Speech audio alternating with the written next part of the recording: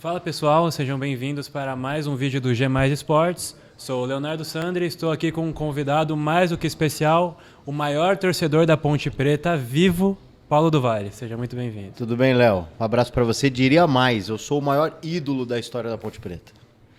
Opinião polêmica, mas é isso a gente vai... Nenhum jogador ganhou título pela Ponte, então a briga é boa. Eu consigo entrar nessa briga aí. No mínimo um top 5. Ah, no mínimo eu pego um top 5, com certeza. Então vamos começar um pouco. Jornalista da Rádio Bandeirantes, neto de Luciano do Vale, amigo de Craque Neto. E de Bruno Hoffmann. E de Bruno Hoffmann. Conta um pouco da sua carreira, sua trajetória até aqui. Cara, eu comecei em Campinas, eu sou de Campinas mesmo, né? Fiz faculdade lá, fiz tudo lá e vim pra São Paulo tem 4 anos, exatamente 4 anos. Eu vim em outubro de 2020, estava a pandemia ainda bem intensa, uma fase que eu nem esperava talvez essa oportunidade, acabou acontecendo. A gente estava bem recluso lá em Campinas na época com a minha família, eu estava trabalhando home office, que eu trabalhava numa rádio lá, Rádio Central, e aí me deram condição, eu era apresentador lá, me deram condição de fazer de casa, e aí foi uma mudança brusca. E antes de São Paulo, eu comecei na Rádio Brasil em Campinas como estagiário, que por sinal a mesma rádio, assim, o mesmo nome da rádio que meu avô começou também muito tempo, assim, né? É claro que mudou tudo, mas era o mesmo nome, Rádio Brasil, que ele começou, por coincidência. Comecei em 2010, mais ou menos. Em 2011 eu já estava cobrindo a Ponte Preta já, cobri o acesso da Ponte, da Série B para a Série A. O Gilson Kleina era o treinador na época, foi o primeiro acesso da Ponte com o Gilson Kleina ali, primeira vez que o Gilson trabalhou na Ponte. Aí fiquei bastante tempo trabalhando em Campinas, troquei de rádio, fui para a Rádio Bandeirantes de Campinas também, cheguei a cobrir o Guarani também, algumas oportunidades, fui setorista do Guarani, mas sempre assumi meu time, nunca consegui esconder. Depois também trabalhei na Record de Campinas, cansei um pouco de futebol, assim, pelo menos ali, os dois times, fases ruins, né, que perduram até hoje. Fui fazer jornalismo geral, trabalhei um bom tempo na Record, depois voltei para a Rádio Central e lá fiquei até o momento que eu vim para a Band em São Paulo. Foi, como eu disse, em outubro de 2020 foi quando eu comecei aqui na Band São Paulo. Mais ou menos é isso, assim, um resumo rápido. E aí você faz cobertura de jogos, você tem um programa na rádio também, né? A gente tem o Resenha, Seguro Bet, todo dia das 5 às 6. Eu faço também os Donos da Bola, das 6 às 7h30, isso na rádio, né? Das 6 às 7h30, com o Craque Neto, né? Alguns dias ele vai, alguns dias ele deixa que a gente toca, eu e o Gustavo Soler. Cubro São Paulo e acabo fazendo mais os jogos do São Paulo mesmo, né? Então, todo jogo praticamente do São Paulo a gente faz outros jogos também, dependendo de escala. Também faço algumas participações na TV, no programa do Neto, nos Donos da Bola da TV mesmo, que é uma honra, né? Um programa que repercute demais nas redes sociais, assim, tem um apelo gigante, não só na cidade de São Paulo, porque é um programa local da cidade de São Paulo, mas que repercute no Brasil, porque o YouTube tem muita audiência também. Então é bem legal, e fora algumas outras coisinhas que a gente acaba fazendo por lá também. E aí, sendo neto de um dos, se não o maior narrador da história não só do futebol, né, do esporte, Luciano do Vale, a paixão do futebol e pela Ponte Preta veio muito por conta dele? Da Ponte Preta não, a Ponte Preta veio pelo meu avô paterno e pelo meu pai, querendo ou não, assim, porque o meu avô, o Luciano, ele estava sempre viajando, narrando, então, assim, essa coisa de ir ao estádio, quem me levava ao Moisés Lucarelli era o meu avô paterno. Então, acho que a parte da carreira, sim, ele acaba sendo uma principal inspiração ali para tudo, mas a Ponte Preta não, apesar dele ser ponte pretano declarado, era o time de coração dele. O tamanho que ele tinha não permitia que ele tivesse uma rotina de avô mesmo, que pega, leva no estádio e tal. E eu acho que foi isso que me tornou ponte pretano. Foi o fato de eu ser levado ao Moisés Lucarelli e torcer pro time da cidade, que eu acho que foi o que mais me atraiu. Era a possibilidade de eu ver meu time toda semana jogando, né? Eu não me sentia atraído, por exemplo, de torcer pro São Paulo, pro Corinthians, pro Palmeiras, são times de outra cidade, ver pela TV, eu gostava de ir no estádio, então foi isso que me fez Ponte Pretano. Com relação à carreira, sim, acho que ele, você falou muito bem, né? Não só talvez o principal narrador, mas também um cara que fomentou muito o esporte de modo geral, né? Várias categorias, enfim, a gente sabe bem, vôlei, basquete, trouxe para o Brasil algumas modalidades que hoje tem muita popularidade, como a NFL, né? As primeiras transmissões da NFL no Brasil foi ele que fez, porque ele ia para os Estados Unidos e falava, cara, o americano tem um modelo que eu gosto de espetáculo, de show, enfim, essa coisa. Então, fora outros esportes e atletas, né, que ele fomentou, Maguila, tudo enfim, que o Rui Chapéu. Colocava, né, participava, virava um espetáculo. Era quase que um Midas, né, assim, ele realmente tudo que ele encabeçou deu muito certo, assim, né, e acho que hoje se o brasileiro gosta do vôlei, que o vôlei do Brasil é um vôlei forte, é por conta dele, né, assim, o basquete hoje nosso não é tão bom assim, mas ele foi um cara que fomentou muito, por exemplo, o basquete feminino, com a Paula, com a Hortência, né? O Brasil foi campeão mundial, inclusive a Paula e a Hortência foram campeãs mundiais pela seleção brasileira e pela Ponte Preta também, né? A Ponte Preta não tem título, talvez, de expressão no futebol, mas tem no basquete, né? Bicampeã mundial de basquete. Então, ele tem uma boa... Talvez ele seja o maior nome do esporte nacional sem ser um atleta. E aí você falou também que muito da carreira foi associada à inspiração dele. Ele chegou a fazer com você algum plano de transmissão junto? Fez. Ele chegou a fazer, sim. Em 2014, quando ele faleceu, infelizmente, em abril, eu estava na Rádio Bandeirantes de Campinas. E a gente imaginava que seria até muito rápida, talvez, uma transição, às vezes, para São Paulo. O que acabou não sendo, até acho que por conta da partida dele precoce e tal. E a gente tinha plano, sim, ele falava muito da gente fazer uma transmissão juntos, o que acabou não acontecendo. E uma outra inspiração, você falou, faz participações do Donos da Bola, do Craque Neto. O Craque Neto, ele é daquele jeito mais agitado, fora do ar também?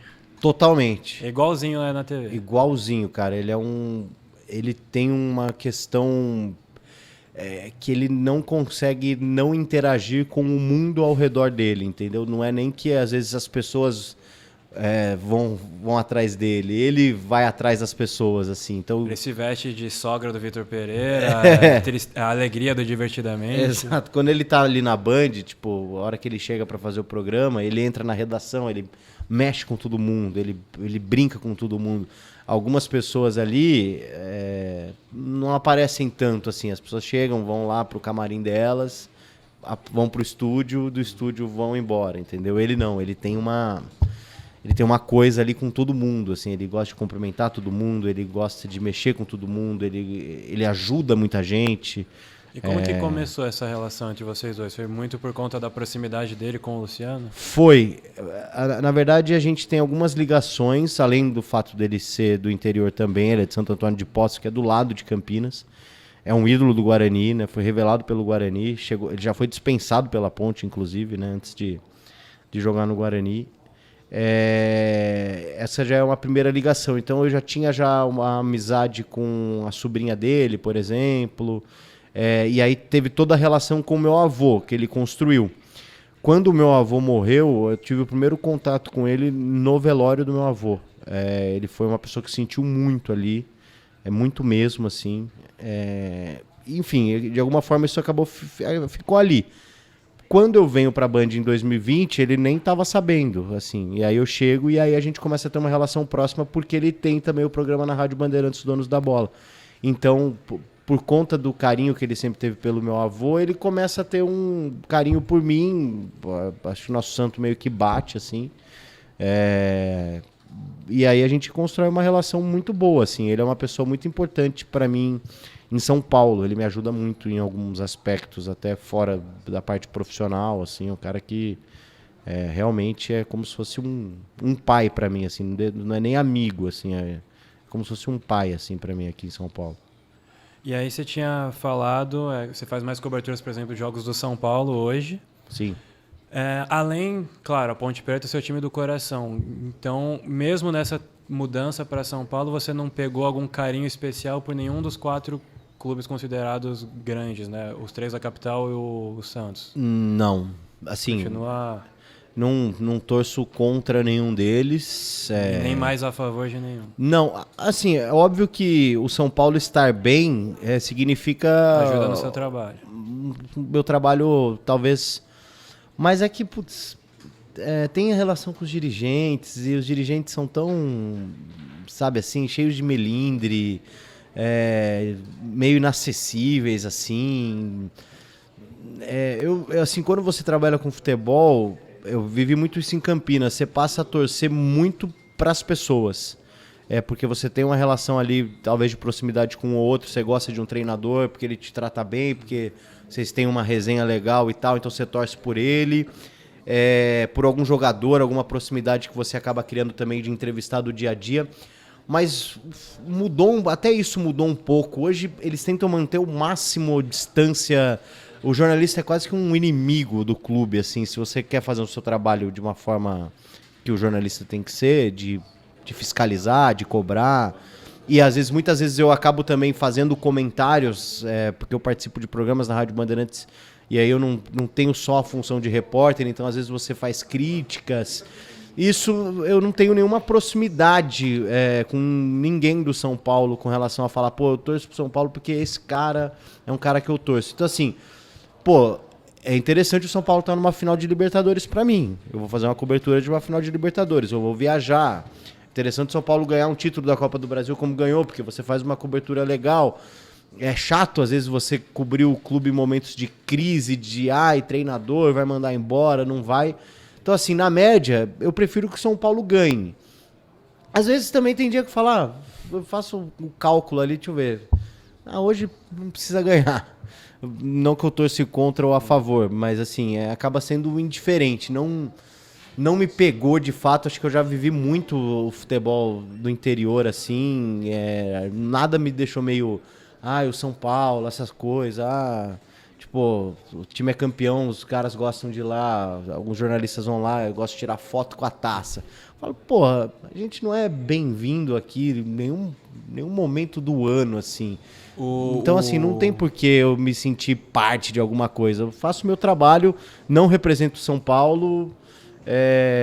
não tenho nada contra.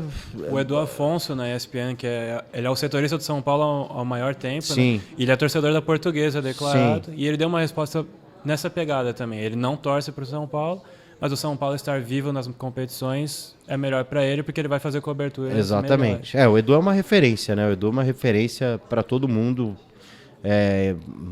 Em São Paulo, eu acho muito legal também essa questão dele ser um torcedor de fato da Portuguesa, é um cara que se preocupa demais com a Lusa, mas é meio isso assim, cara, e muitas vezes as pessoas falam, mas será, você não torce mesmo, você fala que você torce pra Ponte Preta, gente que não me conhece direito, falo, pô, cara, você não faz a ideia do que a Ponte Preta representa pra mim, assim, não chega nem aos pés de um sentimento que eu possa ter por algum outro clube, assim. Mas assim, até pensando em cobertura, por exemplo, o Edu que torce para Portuguesa, o que torce para Ponte, quando vai separar os setoristas de cada clube, eles não chegam a perguntar, avaliar algum jornalista que torça para aquele clube para dar uma prioridade para ele cobrir, ou é totalmente na sorte? Se for um palmeirense cobrir o Corinthians...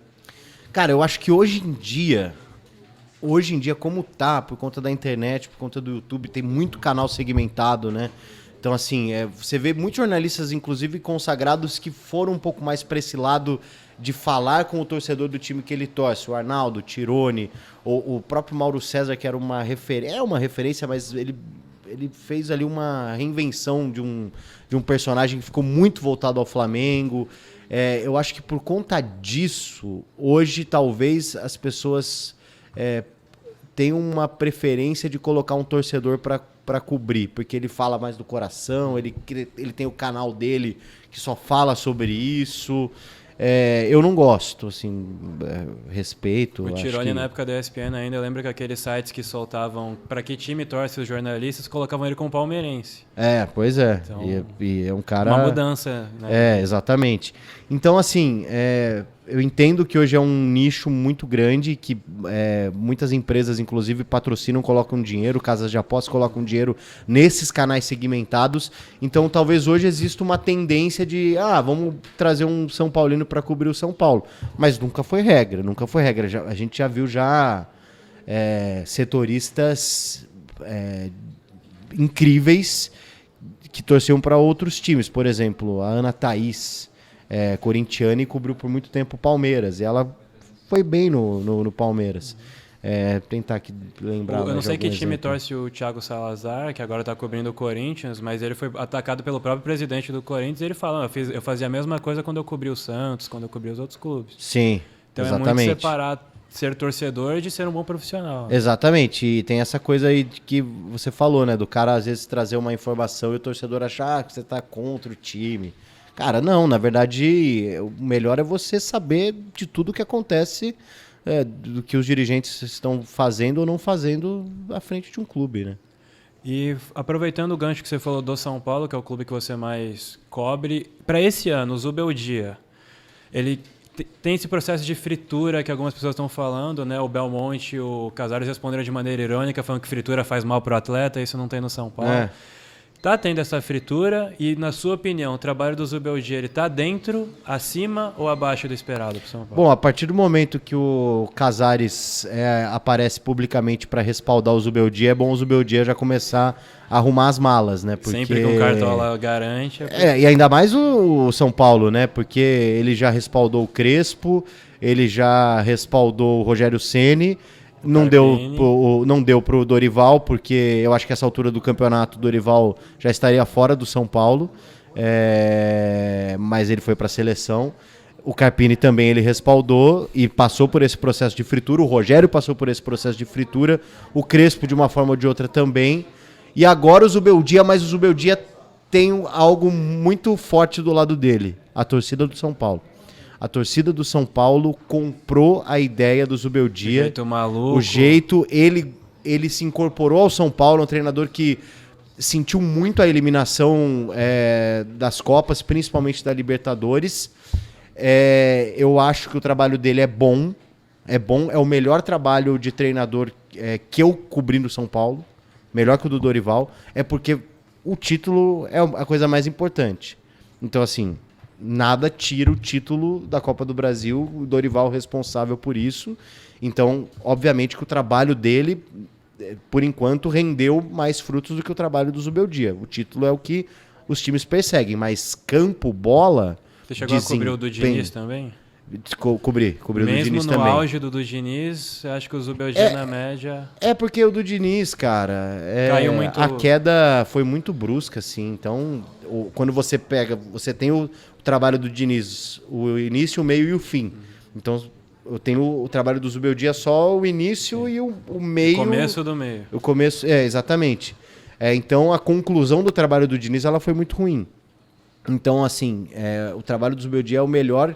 Tanto que o desempenho do São Paulo no Campeonato Brasileiro pode não ser brilhante, mas é o melhor desempenho desde aquele time do Diniz que caiu em desgraça e mesmo assim foi para a Libertadores, mas que poderia ter conquistado o título. Eu vi até um negócio que o Zubeldia tem o melhor desempenho de técnico do São Paulo desde 2014. O problema é que os 2 jogos que ele perdeu, um valia a paz mundial e o outro valia a luta contra a fome. Exato. Mas a torcida entendeu, de alguma forma, que apesar das eliminações... Ele é o cara, pelo menos pro momento certo, coisa que a diretoria, de alguma forma, eu acho que a diretoria do São Paulo contava com talvez com um título, mais um em 2024, para tentar enfiar a goela abaixo esse remédio amargo, porém necessário, que é a reestruturação financeira, que foi aprovada pelo Conselho. Então, a partir do momento que você tem um título na temporada de 2024 e um título na temporada de 2023, você chega para a torcida e vende fácil uma ideia de que, com esse time, mais ou menos, a gente consegue ser protagonista. Até porque em 2023 não era nenhum time candidato a Não título. era um time candidato a título. Fez um Isso, trabalho aí você assim. ganha 2 títulos em 2 temporadas, você coloca o São Paulo nesse hall e aí você fala, então por conta disso a gente vai fazer essa reestruturação financeira, porque com um ajuste ou outro a gente consegue. A partir do momento que a equipe fracassa, a diretoria tenta talvez encontrar um vilão, ou um motivo da eliminação. Tentaram internamente, aparentemente, colar isso no Zubeldia. A torcida não comprou a ideia. Essa reestruturação ela tem que acontecer, ela é importante, mas eles não tiveram esse trunfo de estamos sendo campeões nas últimas temporadas, então agora vai acontecer. Talvez o São Paulo sofra um pouco mais em 2025 e não conquiste um título. Você acredita que vai para a Libertadores como tem que quarto lugar, como sexto? Olha, até ontem, 8 horas da noite, eu tava achando que ia como quinto. Mas esse Flamengo não é um time confiável mesmo com o Davi Luiz, com o Felipe Luiz. Então, dá para o São Paulo. O São Paulo tem agora o Criciúma pela frente, daqui tem outra Fortaleza semana. Também que eu acho que o Fortaleza vai estar no G4. E assim, mesmo que o São Paulo não esteja no G4, estando num G5 com o Botafogo campeão, o Botafogo campeão, ou o próprio Flamengo campeão de uma Copa do Brasil, estando entre os 4 colocados. Eu acho importante o São Paulo estar nesse G6, mesmo que faça uma pré-Libertadores, não tem problema. Pelos últimos anos de Campeonato Brasileiro do São Paulo, já estar numa pré-Libertadores é bom. O que o São Paulo não pode é se dar o luxo de jogar Sul-Americano. Aí não dá. Aí não dá. E saindo do São Paulo, indo para o Corinthians, você falou nos Donos da Bola, no encerramento de um programa, que acho que o Craque Neto ficou um pouco... Acho não, né? Ele mostrou um pouco do descontentamento. Você falou que o Guarani vai cair para a Série C. Sim. E que o Corinthians vai cair para a Série B. Sim. Então eu quero perguntar, você banca isso? E a Ponte, que está liberando na briga também, ela fica na Série B? O Guarani cai para a Série C. É o Lanterna, né? Atual. É, o Lanterna. Domingo tem derby. Em Campinas, tem Ponte e Guarani no Moisés Lucarelli. Ganha a Ponte? Mais de 15 mil pessoas, estádio lotado. O Moisés Lucarelli cabe aí cerca de 20 mil pessoas. Vai da Ponte? Cara, é pra dar. A Ponte tem que entrar em campo com a cabeça de que está enfrentando o Lanterna quase virtualmente rebaixado da Série B. E que 3 pontos são vitais para sair da 16ª. Exatamente. Agora, derby é uma coisa difícil, tá? É complicado. Eu mantenho a questão da Ponte e do Guarani. O Corinthians E o Corinthians eu falei só pela zoeira, porque a gente tava no intervalo antes desse final do programa, e a gente tava falando de hambúrguer, de comida. E aí ele falou que gostava lá do hambúrguer do Madeiro e tal. Ele falou, você gosta do hambúrguer do Madeiro? Eu falei, cara, eu acho o hambúrguer do Madeiro o pão... por ser meio pão francês, ele machuca a boca. E aí ele começou a me gastar. Ele falou, machuca a boca, eu vou te falar o que machuca a boca, daquele jeito dele. Imagina o que ele falou que machuca a minha boca. E aí eu guardei, né? Eu falei, guardei. Aí quando ele fez esse encerramento, eu falei, puta, eu vou gastar ele, velho. Eu vou gastar ele. Aí eu falei isso. Falei primeiro Ponte Guarani. Quando ele manda, então vem aqui e fala. Eu falei, vou encerrar e vou rebaixar o Corinthians também. Só pra causar, mas assim, foi uma brincadeira. Ele volta falando do apartamento. Isso, que eu não vou ter onde morar e tal. Então, assim, isso viralizou de um jeito, assim, foi muito... E, normalmente, isso é uma coisa que me deixa, às vezes, meio chateado, assim, esse hate de internet, né? São umas bobagens, assim, os caras, tipo... É claramente uma brincadeira de amigos. Os caras, assim, te destroem ali por um comentário que você faz. Quem que é esse? Não sei o que. E, cara, esse post foi muito legal porque as pessoas, elas curtiram, assim, elas, tipo, gostaram dessa brincadeira. Então, assim, eu nunca tinha passado por isso, que 95% das pessoas que comentaram, a gente teve... Até agora, se eu entrar, tem comentário novo nessa postagem. Todo mundo dando risada, falou, nossa, o cara gastou o Craque Neto, falou na cara. Isso foi muito legal, assim. Então é uma brincadeirinha ali, uma coisa bem bobinha, mas que o pessoal gosta e que ainda bem eu não recebi tanto hate. Mas eu acho que o Corinthians não cai. Porque eu conheci muitos jogos em casa ainda, né? Na teoria, assim, a simulação que eu fiz, se o Corinthians fizer a parte dele em casa, não precisa nem ganhar do Palmeiras, não perdendo pro Palmeiras. E não perder pro Criciúma e pro Vitória, que são 2 confrontos diretos, ele já fica na frente. Sim, então, exatamente. porque o Vitória já foi. Eu acho que o Vitória já foi. Vitória, Cuiabá e Atlético Eu acho que o Tem uma Corinthians vaga. ontem encontrou o substituto dele. É o Atlético Paranaense. Tem Atlético Paranaense, Fluminense, Bragantino, É. Atlético Paranaense, Eu acho que o Atlético Paranaense vai cair, se Deus quiser. no ano do centenário. É, time sem carisma nenhum, né? Começou o ano com... Eu não lembro quem era o técnico no ano passado, mas aí veio o Osório, o Cuca, muitos treinadores. Exatamente. 10 jogos sem vencer. É, terminou ano passado com aquele interino, O interino. lá, que virou treinador e tal. Mas, nossa, o Acho que é Atlético Wesley Paranaense o nome dele. É isso. Time sem apelo, pode vir pra Série B jogar com a Ponte. Então, e a nota de corte vai ser mais baixa também, né? Eu acho que 42, Sim. 43 pontos já... Exatamente. Então é só E não o Corinthians, perder confronto o Corinthians direto. tem um time razoável, né? Depois da última janela. A escalação ontem foi uma escalação boa. É, Você pega exato. e você vê no máximo um jogador abaixo. É, Por isso. exemplo, tem o Kaká que faz muitos gols. Isso, mas não é tão bom atrás. Exato. O Mateuzinho ontem fez um golaço. O Fagner tá numa fase terrível, já tem um bom tempo, acho que não tem mais condição, eu nem renovaria o pra contrato. mim, inclusive, foi o responsável pela saída do Gil. Porque o Gil falhava porque não tinha um lateral pra cobrir. É verdade. Então eu acho que o Corinthians se livra, assim. E pode terminar o ano com... Cara, se o Corinthians não cair e ganhar, por exemplo, uma Sul-Americana, uma Copa do Brasil e ganhar e ter vaga na Libertadores 2025, vou cravar aqui, acabou a farra. Aí acabou a fase. Acabou. Eu não sei se alguém já falou Pode isso. vir Palmeiras, Flamengo. Eu não sei se alguém já falou isso com relação ao Corinthians, mas acabou a farra. Não vai ter pra Flamengo, Palmeiras, ninguém. Acabou. Não. Pô, você se livra de um rebaixamento, você ganha um título, uma temporada que era pra ser terrível. O Corinthians pode ter uma temporada de 2024 melhor do que a do Palmeiras. E tem até o porém, porque assim, se o Corinthians não ganha nenhuma das duas Copas, ele não joga nem a Copa do Brasil do ano que vem. Ele tem que ganhar um dos títulos pra conseguir se classificar pra Copa do Brasil.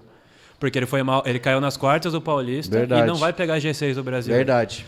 Então, se ele não ganha, o ano que vem vai ser sem Sul-Americana, talvez, a depender se ele for rebaixado. Sim, Sem Copa do Brasil. sim, E se ele consegue ganhar um dos títulos, vira toda a chave e ele joga a Libertadores. sim. Então, ou ele não joga nem a Copa do Brasil, ou ele joga a Ou Libertadores. seja, vai acabar a farra se acontecer E é o tudo favorito isso. pra Sula?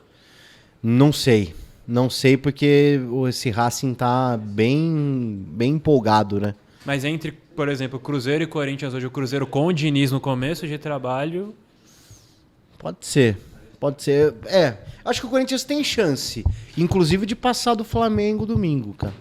Inclusive de passar do Essa Flamengo. rodada, a derrota do Flamengo, a vitória do Corinthians. O Corinthians conseguiu uma vitória simples, levar para os pênaltis. Exatamente, exatamente. E aí são dois grandes pegadores de pênalti também, né? O Hugo Sim, e o Rossi. É. Mas falando agora um pouco do seu time do coração, a Ponte Preta. Falando de Sul-Americana, a Ponte teve uma grandíssima participação em 2013, Sim. vice-campeã da Sul-Americana, eliminando o São Paulo. A Ponte ganha no Morumbi? Ganha 3-1. E empata em Mogi porque o Juvenal Juvencio Diz que o Moisés Lucarelli falava não que o Moisés Lucarelli não tinha condição de receber o jogo porque ele achou que o São Paulo ia fazer o resultado em casa. E aí ele quis levar para um estádio muito pior com relação à condição de gramado, precisando do resultado. Então, assim, o tiro sai pela culatra, né? Porque o gramado de Mojimirim era terrível, era um pasto. E aí não teve futebol. Foi um empate por 1-1 com a Ponte tendo essa vantagem de ter vencido o primeiro jogo. E foi a maior competição que você viu da Ponte Preta? Teve aquele vice paulista pro Valdívia, né, no Palmeiras. É que, cara, o gosto é muito amargo sempre a Ponte Preta não ser campeã. Então, Mas é o único time de interior que chegou numa final continental, né? Sim, exatamente. Não, foi surpreendente. Foi a primeira vez que a Ponte participava de um torneio sul-americano. Foi algo absurdo, assim, chegar numa final. Mas é que o gosto, assim, pra Ponte Preta, por ser um clube que deve isso ao torcedor, você acaba tendo menos orgulho e mais frustração, assim, é o que eu sinto. Era o Lanús do Santiago Lanús, exatamente. E o treinador era o Esqueloto. E aí... O goleiro era o que tá no Grêmio, o Marquezinho, né? Marquezinho. Isso. Então, se esse não foi, qual foi o maior jogo da Ponte que você viu? Foi Ponte Preta 2, Vélez Sarsfield 0 nas quartas de final. Na Argentina. A Ponte empata 0-0 com o Vélez no Moisés Lucarelli, que já foi algo incrível você jogar contra um Vélez. no Moisés Lucarelli. E aí você vai pra Argentina meio que... E a Ponte tava brigando... Tanto que a Ponte é rebaixada esse ano. E aí a diretoria da Ponte, o presidente à época, o Sérgio Carnielli, ele não queria que priorizasse a Sul-Americana. Ele queria que o time não caísse no Campeonato Brasileiro. Então a torcida tava meio ali fazendo festa e tal, e vai pra Argentina pra enfrentar o Vélez Sarsfield. Eu fui trabalhando esse jogo. Meio que, vamos lá pra ver como é que é. E aí você ganha o jogo 2-0. O técnico era o Klein, né? Era o Jorginho. Jorginho. E os gols...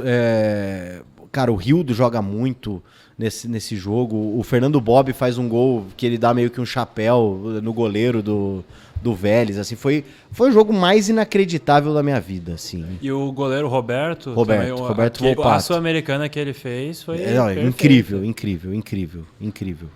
E o seu maior ídolo da Ponte Preta? Meu maior ídolo da Ponte Preta, cara... Assim, o maior ídolo da Ponte Preta é o Dicá, né? Eu não vi o Dicá jogando. Mas eu acho que o maior jogador da história da Ponte Preta em termos nacionais é o Oscar, o zagueiro. Seleção brasileira, Copa do Mundo, é uma referência na zaga. Mas assim, cara, que eu vi jogar... É difícil, porque como fica faltando título aqui, que o Bruno tá... Não sei se é o Piá. O Piá representa muito o que é a Ponte e tal, mas assim... você entrega na camisa. Mas assim, falar que é o meu maior ídolo... Talvez eu sinta falta de ídolos com relação à Ponte. O Luiz Fabiano, se ele volta pra Ponte? Não sei. Ele tentou voltar, né? Cara, eu vou falar... O jogador que eu mais... assim, me fez brilhar os olhos na Ponte Preta, que inclusive da Ponte ele vai pra seleção, é o Washington. Coração Valente. E aí eu coloco nesse balaio também o Mineiro. Você vê dois caras que... O Mineiro, tem o gol do título mundial de São Paulo. O Mineiro jogou muito na Ponte. Tiveram bons jogadores saindo da Ponte, né? Sim. O próprio Luiz Fabiano depois indo pro São Paulo. Sim. E esse time da Sul-Americana, claro... Não se compara, mas o Wendel é um lateral que saiu bem da Ponte. Saiu bem, foi exatamente. Pro Corinthians depois. Exatamente. Então, assim, eu vou colocar o Washington porque eu era moleque ali, a Ponte... Só que, cara, na época era muito louco, né? O Washington, ele vai pra seleção e desfalca a Ponte na semifinal da Copa do Brasil. O último jogador da Ponte é marcar pela seleção brasileira. Exatamente. Então eu coloco, fazer um trio aí, eu colocaria o Piá também, porque é um cara que representou demais, assim, mas... E talvez... o Deus Nato Cajá? Tem muito torcedor da Ponte que tem o Cajá aí como um ídolo. Eu tenho meio que uma bronca do Cajá por todas as vezes que ele largou a Ponte. William Batoré? Não, William Batoré não entra. Um recente agora, que a Ponte tem uma coisa... que ela gosta de uns ídolos meio tortos, assim, né? O Piá entra meio nisso. O Elvis agora o cara joga gordo. Tipo assim, é um jogador que foge completamente do padrão... Ele tava na Série A pelo Goiás, né? Quando ele saiu. Ele tava, exatamente. Ele foge meio do padrão de jogador de futebol. Ele nitidamente é um cara fora de forma. Mas ele é bom de bola. A bola no pé dele, ele faz muita coisa interessante. Ele caiu um pouco nos últimos meses, mas é um cara que tem meu respeito. A Ponte foi campeã da Série A2 ano passado, e ele fez uma Série A2 perfeita. Então eu colocaria o Elvis também numa prateleira atual, assim, de um cara que representa. E além do Wendel, a Ponte teve o Emerson Royal. Emerson Royal, muito xingado pela torcida. O Ferrugem, que chegou aí pro Corinthians, quando ele tava na Ponte... O Ferrugem fez uma boa Sul-Americana. Eu tinha certeza que o Ferrugem ia estourar, acabou indo pro Corinthians. Problema físico, muito problema físico. E um lateral recente, que não é revelação da Ponte, veio do São Paulo pra Ponte, Júnior Tavares. Júnior Tavares... mas esse aí não... O que tá na seleção agora é o Abner. Abner foi revelado pela Ponte. A Ponte tem uma coisa também com alguns jogadores que brilharam muito depois e foram completamente massacrados na Ponte, não conseguiram jogar. O Marcos Rocha, cara. O Marcos Rocha foi jogador da Ponte e não conseguiu jogar, e é um cara que empilha título. Um cara que não conseguiu jogar na Ponte também, que empilha título, o Queno. também foi pra Ponte. Cara, a torcida da Ponte não suportava o Keno. Então, assim, tem muito essa coisa, assim. Tem o goleiro Ivan, que era a maior promessa do gol. O Ivan é um ídolo que eu tenho na Ponte. Além de tudo, ele é azarado também, porque ele vai pro Corinthians, vira reserva, vai pro Zenit, vira reserva, vai pro Inter, é titular, machuca e vai voltar sendo reserva. Goleiraço. E agora... vou colocar também o Aranha entre os ídolos. Aranha. Vice paulista. Representa muito, não só pelo goleiro, mas pelo ser humano que ele é, por tudo.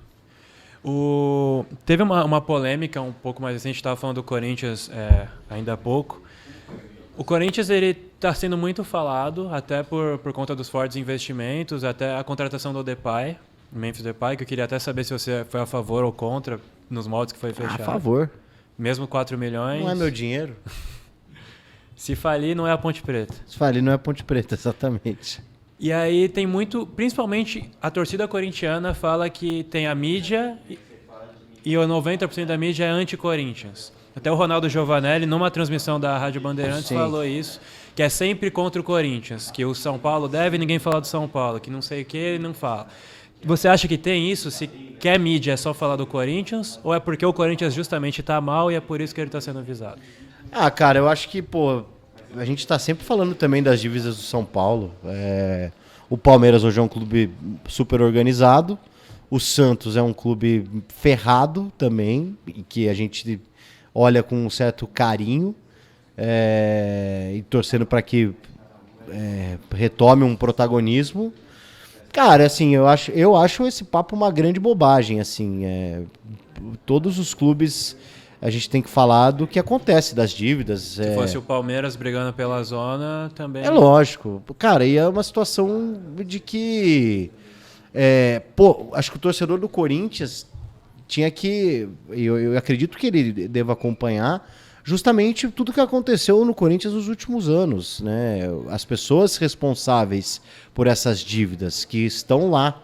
E a partir do momento que você troca uma gestão, você também passa a cobrar a nova gestão que tenha responsabilidade. Eu não vejo por que o torcedor... A mídia está ali, a imprensa, para abrir os olhos em relação à diretoria. Exatamente. O torcedor inteligente, ele entende que a gente está falando das dívidas porque a gente está fazendo um alerta, porque a gente está fiscalizando, porque a gente está fazendo uma cobertura, né? Inclusive, aquele jogo que o Ronaldo Giovanelli reclama era uma cobertura, o momento de falar do Corinthians. Sim, isso, exatamente. E aí ele pede para que falasse do São Paulo. A gente tá fazendo um ping-pong ali, cada um com uma informação. E naquele momento, era uma semana positiva do São Paulo e uma semana negativa do Corinthians. Então, assim, tinham notícias piores a respeito do Corinthians e melhores a respeito do São Paulo. Então... Teve até um post recente do portal Meu Timão que saiu que o Corinthians não pagou o Cuiabá e o Cristiano Dresch falou que... Foi lá na Rádio Bandeirantes. Que o Corinthians não tá pagando ninguém, o Corinthians tá dando um golpe no futebol. O Meu Timão soltou, vocês sabiam que o Cuiabá também deve pro Corinthians? E era um valor, assim, 100 vezes menor que ele devia. Sim. Então, também não dá para... Essa questão eu acho bem interessante, é um debate... por conta, talvez, de como o futebol mudou e as pessoas estão tentando, algumas pessoas estão tentando, de alguma forma, reestruturar os clubes, questão de SAF, questão de tudo mais... a gente começou a jogar luz numa situação que por exemplo, você é o Corinthians, você contrata um jogador do Cuiabá, o Ranielli, por exemplo. Por mais que o Cuiabá seja um clube organizado, administrativamente falando, o jogador ele prefere, às vezes, jogar no Corinthians, correr o risco, às vezes, até de ter um atraso ou outro no salário, mas se ele vai ter visibilidade, ele vai ter... Talvez ele realize um sonho, talvez seja uma porta para um salto mais alto. E a partir do momento que você contrata, que o Corinthians contrata esse jogador e desfalca, você está tirando de um adversário seu do Campeonato Brasileiro e não paga, realmente você dá motivo, você está dando um golpe, né? Você está e aí traz um jogador tirando o material humano de um time que é seu adversário. E eu estou falando do Corinthians, mas assim, isso vale para o São Paulo, isso vale... São Paulo chegou a dever, acho que, para o Atlético Goianiense com relação ao Wellington Rato. Mesma coisa. Agora, isso começou a ser falado mais nos últimos tempos porque existe uma tentativa de reestruturação financeira dos clubes. E teve uma quebra de gestão, né? A gestão da situação, que era renovação e transparência. Sim. E agora entrando a oposição. Exatamente. E aí, para fechar a seleção brasileira, um bate rápido assim. Dorival Júnior, ele tem que ficar na seleção? É a escolha certa para a seleção?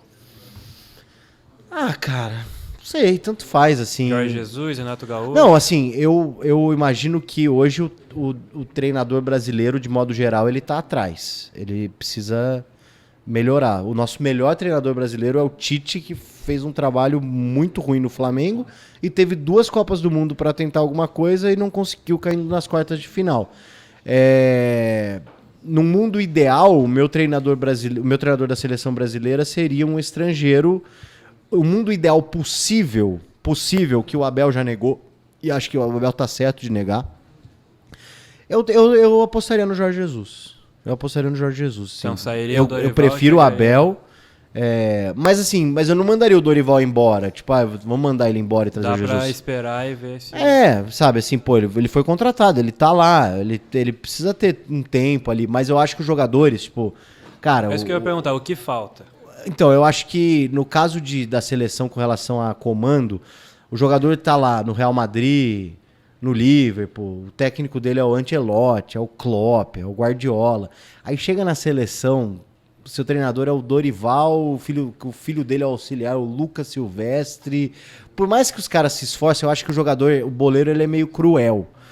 O Dorival deve falar alguma coisa, algum negócio ali, os caras falam, nossa, mas o que esse cara tá fazendo? Porque a referência dos caras é o Ancelotti, entendeu?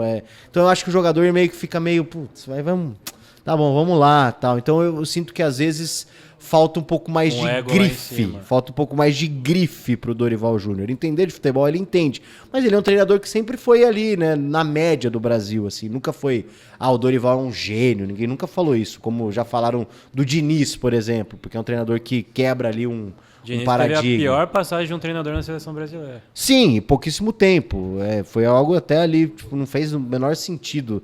Talvez nem a chegada e nem a saída, né, assim... aquela época que tava esperando o Ancelotti. Com relação ao material humano, cara... O Neymar de volta. Neymar 10 e faixa pra ele? Sim. Sim, porque a situação da seleção brasileira não melhorou sem ele, pior sem ele. Não melhorou sem o Neymar. Se você falasse que a seleção andou com as próprias pernas, mas tipo... Nossa, mas por que você vai enfiar o Neymar ali só porque ele é o Neymar? Imaginando esse cenário. Esse cenário não existe. Participações em gols nas eliminatórias pelo Brasil é o Neymar, que jogou... Esse cenário não existe. A seleção hoje sente falta do Neymar. Então, eu não vou aqui ser louco de falar que o Neymar... Agora, ele vai voltar a jogar, acho que talvez esse fim de semana, né? Sim. Vai depender muito de como ele voltar. Tomara que ele volte bem. Pô, a gente tá falando que... E o Dorival não teve a chance de jogar com ele ainda. Não teve a chance. A gente tá falando da possibilidade do Messi jogar a Copa de 2026. Então, assim, é óbvio que o Neymar tem condição de jogar a Copa, mas ele precisa estar bem. Agora casado, filhos, virando homem de família. Tá. Não. Claro, sim. Mas dá pra sonhar com o Hexa, então? Não. Não. Não dá. Assim, hoje não dá, mas a Copa do Mundo é uma coisa à parte. É um torneio, até então, de 7 jogos para quem chega à final, agora acho que vão ser 8. Que tudo pode acontecer. Se em 2026, no mês que acontecer a Copa do Mundo, a seleção brasileira encaixar, ela pode ganhar a Copa do Mundo, como a Argentina ganhou em 2022. O Marrocos chegou numa semifinal de Copa do Mundo. Quem ia falar que o Marrocos chegaria numa semifinal de Copa do Mundo? A Croácia chega numa final A Croácia chega numa final e numa semi. Há 20 anos, a Coreia do Sul. A Turquia. Então, assim, cara, a Copa do Mundo, você pode até projetar. Você tem favoritas, você tem seleções que a camisa pesa. Mas, cara, tudo pode acontecer no torneio de um mês. Depende de como tá a sua seleção, de jogadores que se machucam, de como vai estar. Eu sou a favor de sempre levar os melhores jogadores do momento. Então, a minha seleção, eu odiei essa coisa do Tite de ciclo, de jogador de panela que ele criou. Você tem que levar os melhores. A minha seleção hoje, por exemplo, ainda teria o Thiago Silva. Concordo. O Thiago Silva não vai estar em 2026. Tudo bem, mas Resolve agora ele está e a gente precisa dele. A minha seleção teria, por exemplo, o Paulo Henrique Ganso, que ontem fez mais um recital, mesmo perdendo o pênalti. Gênio, ele é gênio. Mas ele vai estar em 2026? Acho que não, mas assim, eu levaria os melhores jogadores do momento. Eu não pensaria em, esse cara lá atrás me ajudou, ele fez parte do ciclo. Daqui 2 anos, a Copa do Mundo, cara, o melhor, o Ganso ainda tá bem, leva o Ganso. Se tivesse na liderança, dava pra pensar assim, pensa só no futuro, mas precisa resolver o presente. E outra, cara, é o momento, futebol é o momento, cara. Pô, você não tem uns caras assim na seleção às vezes, entendeu? Um Rafael Veiga às vezes, que tá bem, enfim. O Dorival não colocar o Endrick pra jogar, sabe? Pô, tem que colocar pra jogar, ele já tá jogando no Real Madrid, que o Dorival ele sempre usou centroavante mais alto, né? Mas o Endrick não, Pedro, o Endrick não é Jesus. centroavante. O Endrick. Eu acho que ele tem que jogar pela ponta caindo pro meio. Exatamente. Pô, ele é um cara de 1,70m. Ele é baixo, ele é forte, ele chuta, ele finaliza. O meu ataque ainda seria Martinelli e Savinho, com o centroavante, com o Endrick entrando todo o segundo tempo, já que o Rodrigo, o Vini, enfim, não estão encaixando. Eu não colocaria o Martinelli, não. Mas o Endrick tem que ser usado, no mínimo na ponta, seja como centroavante, ele tem que jogar. Exatamente. Bom, eu acho que é isso. A gente vai chegando aqui ao final. Tem alguma coisa que a gente não abordou que você queria falar para quem está assistindo? Não, acho que é isso. Mandar um abraço pro grande Bruno Hoffmann, uma referência, né? Acredito aqui Mestre Bruno Hoffmann. Na Gazeta de São Paulo. Realmente um cara que merece todo tipo de reverência e homenagens. Então, se você assistiu até aqui, muito obrigado. Deixe o seu like. Se ainda não for inscrito, se inscreva no canal. Ativa o sininho para receber notificação assim que sair vídeo novo. A gente tem outros vídeos também do G+ Esportes, Priscila Senhorães, Murilo Souza, Daniel Augusto Júnior, Gabriel Sá, entre outros. Temos outros vídeos política e muito mais. E acesse também o nosso site, gazetasp.com.br. Muito obrigado e até a próxima.